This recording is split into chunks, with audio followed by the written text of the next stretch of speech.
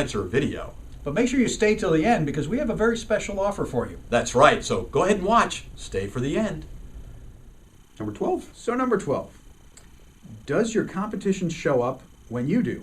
How do you outrank your competition online? That's right, so when you do a search, you use keywords that you think are really prime to your business. Is all your competition there? Well, what do we do if I do a search and I'm an eye doctor and I do a search and I see all my competition right there? Nobody's ever going to find me. What do I do, Dr. Mark? Well, that's why we advocate the strategy of pushing everyone else off the page. That's right. That's why it's so important to do things like use video and other multiple media formats, video, audio, print, on lots of different websites. So creating great, rich content that's all about your clients and customers, it's all about them, but then it's pushed out all over the place. It's Syndicated is another word. Right? Multiple sites, all with links pointing back where you want to ultimately lead them. But when they search those keywords now, you're not just trying to optimize your one website. You're not just trying to get your one blog to be on that first page, because then everyone else who's blogging or putting out content about that same thing is right there with you. Now you've got to be more fetching, more eye-catching than the rest of them. But what if they search and the first entire page is all of your links, your posts?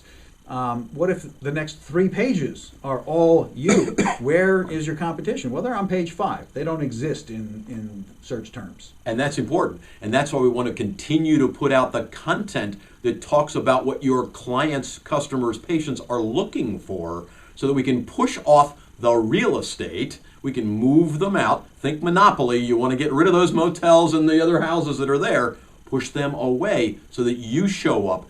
We're looking for 3 to 10 pages. We really want to get you solid in 3 to 10. We call it owning those pages, where you're mostly there. And that's why we begin with this assessment process, where Correct. You're taking a snapshot and you're looking at where you're showing up. Are you the one that's on page 5 right now before you show up, or are you on page 1 but lost in a sea of similar people? So that assessment does that, and then you're monitoring as you're doing the rest of our content creation kind of process that we're going to teach in Expert Marketing Academy. But you're going to be monitoring to see that you are successfully pushing all these people on and becoming the dominant online presence, the dominant expert around the words that you want to own. Exactly.